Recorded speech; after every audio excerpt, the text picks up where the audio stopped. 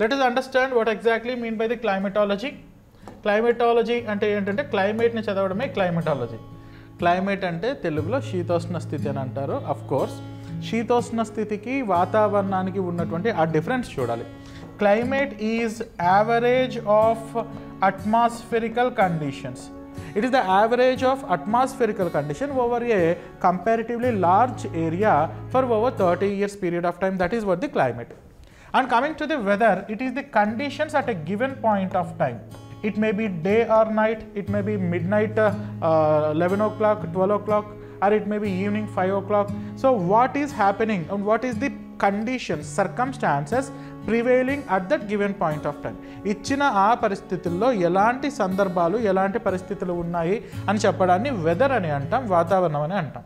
So ఈ వాతావరణం యొక్క వెదర్ యొక్క యావరేజ్నే క్లైమేట్ అనొచ్చు. ఇదే కదా యావరేజ్.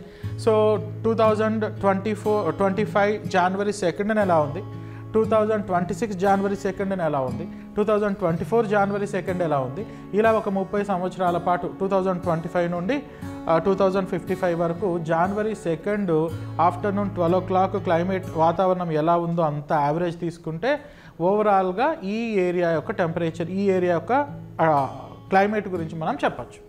సో అలా మనం క్లైమేట్ గురించి మాట్లాడతాం.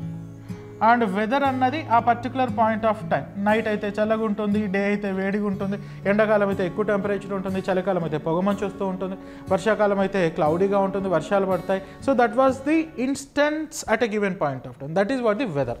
ఇంకా సింపుల్గా ఎక్స్ప్లెయిన్ చేయాలంటే we all know certain place Kodaikanal. We know Kodaikanal తెలుసు కదా.